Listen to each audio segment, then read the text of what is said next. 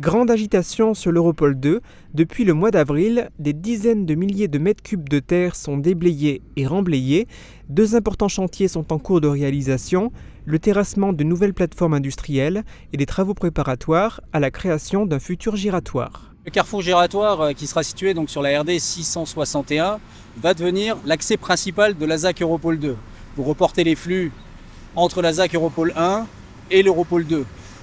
Actuellement, tout le flux passe par le pont qui se situe au niveau de l'A4. Donc ce carrefour giratoire est essentiel pour fluidifier la circulation de l'ensemble de l'Europole 1 et 2. Démarré le 1er septembre, ce chantier de terrassement doit s'achever en mars 2026. Viendra ensuite la création de ce giratoire qui sera situé entre Villerwalde et le carrefour giratoire d'Altrans. Ce premier marché est attribué à Eurovia pour un montant de plus de 2 300 000 €. Juste à côté, la Casque finance également le terrassement de 3 nouvelles emprises industrielles de 11 hectares, 9,5 hectares et 2,8 hectares. Le groupement Urano-Colas est en charge de ce second marché, évalué à 6,5 millions €.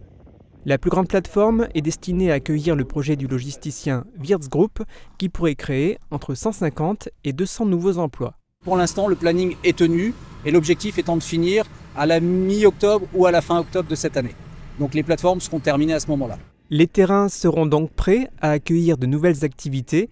Les entrepreneurs n'auront plus qu'à concrétiser leurs projets. Le logisticien belge qui va venir s'installer, d'ailleurs nous avons aujourd'hui connaissance de son projet qui est prêt. Lorsque l'on est sur l'Europole 2, on pense forcément à un autre projet industriel qui doit voir le jour à cet endroit, la Gigafactory Holosolis, évaluée à 850 millions € d'investissement et qui pourrait créer 1900 emplois directs plus 5100 emplois indirects.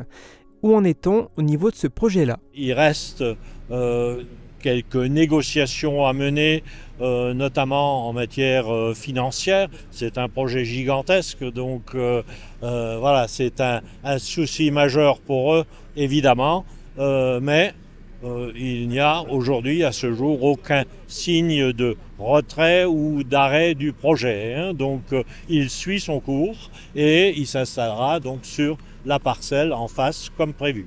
Espérons pour le territoire que cet important projet se réalisera.